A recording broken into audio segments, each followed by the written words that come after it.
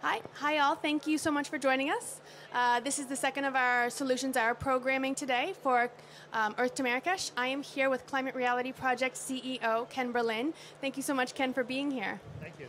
We're going to keep this quick. I know you've got a lot to do, so this will be a lightning fire 10 to 15 minute discussion on the role of civil society and the role that individuals can play in both the creation and adoption of the Paris Agreement and looking forward. We've got some uncertain days ahead, so it'll be great to talk about the role that individuals can play in helping to support and promote and turn the Paris Agreement into real action. Great. So Climate Reality Project was created by Al Gore, and the focus is really all about creating activists all over the world. Can you tell me a little bit more about its birth and inception? Yes, essentially what the Climate Reality Project goal is to build public support across all levels of society for addressing climate change.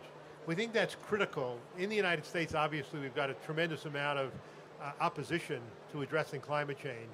And we've got a tremendous amount of support, but we need people to be activists. We need people to be voters. We need people to speak to their representatives.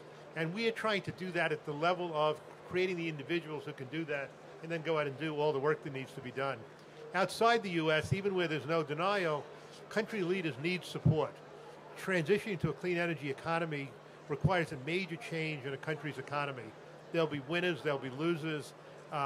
We want it to be a just transition, of course, but the leaders need the support to get this done quickly enough. There will always be reasons in every place not to do it, and they need the support to go ahead and make the hard decisions and do it, and we're trying to build up that support. We do it we train what we call climate reality leaders in 3-day training sessions. Al Gore speaks during them for 8 hours. We train people to be speakers, to be organizers. The average session we've trained between 500 and 800 people. We did trainings this year in Shenzhen, China, the Philippines, and the United States. We have over 10,000 trained leaders. We also train people in smaller sessions, 3-hour trainings. This year we did 46 of them. This year and last year we did 46. And there we do it in specific constituencies. So in the U.S., we do it for African Americans, speak to African Americans, Hispanics to Hispanics, faith-based people to faith-based people, so people can speak to their peers. We find to be a very effective way. And then we run programs to support all this. I love the way that you, as you say, bring together these leaders all over the world. Is there a community focus, or are each one very similar, or are each one tailored for the specific region and the audiences that you're going after? Well, each one is tailored to the audiences we're going after in the substance of what we do. But the concept is the same. We're training people to be speakers. We spend a lot of time doing that. And last year, our speakers did 2,500 speaking events, and they reached, we think, about 200,000 people, and we want to expand that. But we do, of course, tailor the substance to each region that we're in so that it's relevant to the people there. Great.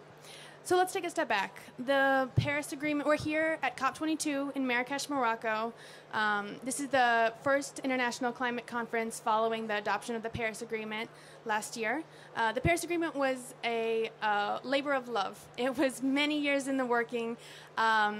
It was adopted in Paris last year, signed on Earth Day at the UN with the most signatures to an international agreement on a single day in history.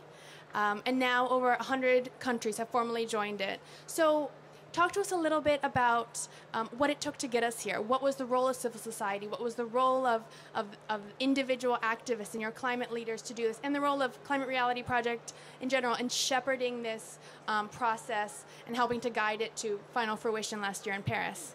Great. Last year in Paris was the 21st meeting of the parties. So it took 21 meetings of the parties to get to the Paris Agreement. So it was obviously a very, very difficult task with a number of failures along the way. And I think two things happened. One is the issue just percolated. I mean, it became the critical mass for doing this just increased because of the weather, because of weather events, because of public support building, because of the economics of the issue changing. What civil society did was we worked very closely to build public support for this. At the Paris Agreement, Climate Reality did a petition supporting the agreement. We had about 2 million signatures. We worked with other environmental groups, and we presented to Ban Ki-moon 2 days before the agreement was signed, a petition signed by over 6 million people around the world demanding action at the agreement. So our role in civil society, again, is to show that there's very strong public support for this. The public wants it. They demand their political leaders do it, and there'll be political consequences, really, if they don't do it. So what would you say to a person who thinks that the COP is just about leaders, that there's really nothing much they can do? I can change my light bulbs, I can turn off my water, but what is that really going to do to help address the issue of climate change? Well, I think people should do that, turn their lights off and be as energy efficient as possible. But again, I think they have to be politically active. And the important thing for people to understand is they're empowered. It's individual acts that get this done, maybe millions of them, but it's individuals doing things that get something done. They're part of a big movement. There are people all over the world doing this. There are millions of people doing this in the United States and other countries, but we can't do it without every single person. So our goal is to convince everybody that they can be and should be an activist, that if they go out and do their work, we will win on this issue in the time period in which we need to win on it. I love that. It's like the Mother Teresa quote that says that everyone feels that what they do is just a drop in the ocean, but the ocean would be so much less if it were missing that drop. So it's true. This is precisely what we're talking about here at Earth to Marrakesh. We're about bringing the voices together, bringing voices from all over the world. Whether you're here at COP or somewhere else in the world, if you couldn't make it to Morocco, we're here to bring your voices together for these world leaders that are meeting right now. They're meeting today to talk about how we can move from words to action on climate action and talking about implementing the Paris Agreement. So, there are some uncertain days ahead. People don't really know what's to come. What can people do? What can civil society? What is Climate Reality Project doing to help promote, protect, and urge further action on the Paris Agreement in the years ahead? Well, we're doing two things. First, around the world, we now have 10 branch offices. We structured ourselves because we knew that after the Paris Agreement, we needed to be in a lot of places in the world. The Paris Agreement is an unusual agreement because it's a bottoms-up agreement. There's no international enforcement. Countries came in and committed and said, we're going to reduce our emissions by a certain amount. There's no guarantee they'll do it. We now have to make sure that the countries do that and implement it. So in Climate Reality, we're going to be working, and I think other groups will too, to make sure that the countries have a plan, how they're going to reach their commitment, that they have the laws they need to reach their commitment, and that they have the public support they need to reach their commitment. And then in 2020, when we have to strengthen the agreement, we'll be doing the same thing on the strengthening side. In the United States, of course, we've got a new challenge because we have a president who during the campaign said he was a climate denier. And we may see the federal government drop out of this to some degree. But we can still make great progress in the United States at the state level, at the local level, at the city level. We can get thousands of businesses to commit to reducing their emissions. We can get people to be more energy efficient. We have programs like 100% renewable programs where we're trying to get cities to become 100% renewable, businesses to become 100% renewable, college towns to become 100% renewable. And every environmental group has some sort of programs like this who are involved in it. So all of us working together can still make progress in the United States.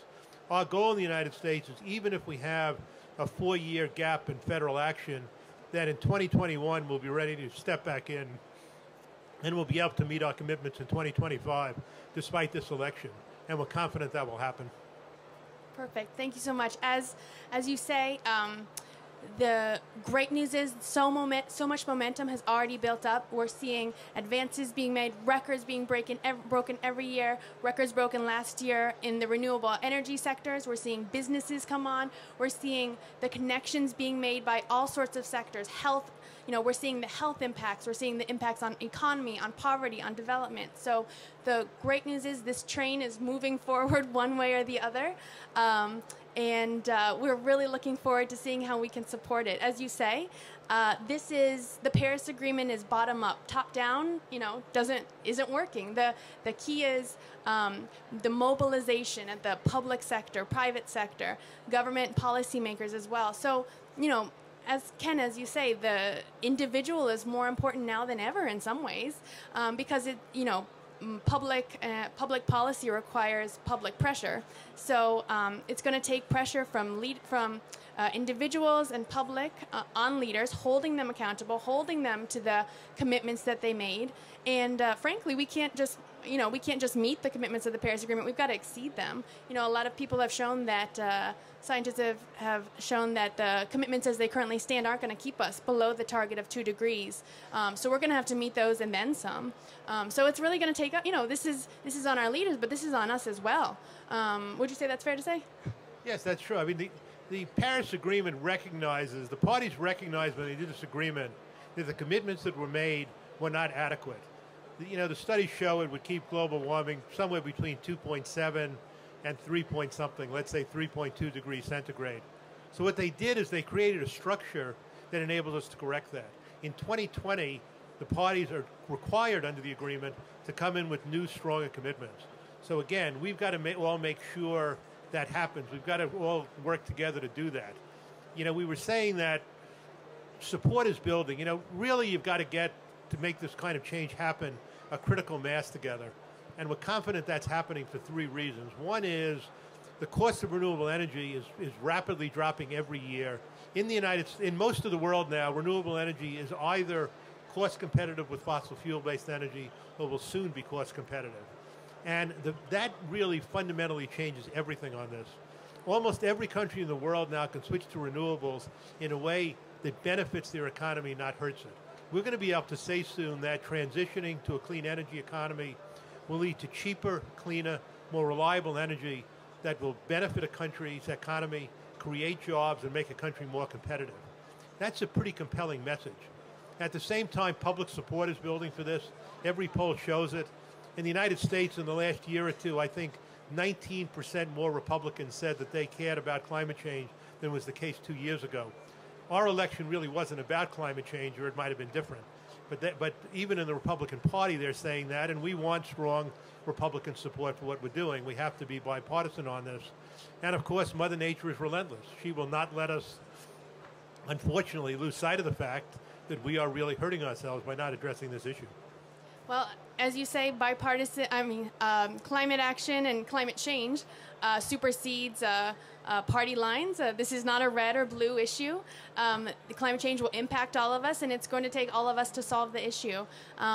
I know you're very busy. Thank you so much for joining us. You're really conveying the messages that we're saying here at Earth to Marrakesh, which is the role of the individual, the focus on climate action, and highlighting the fact that there's inspiring work already being done all over the world. We're seeing sectors stepping up because it's good for the planet, but it's also good for business. So. Thank you, Ken Berlin, for joining us. To learn more about Climate Reality Project, we urge you to follow them on social media and join the conversation today with #Earth to Marrakesh. Thank you so much for joining us. And thank you very much.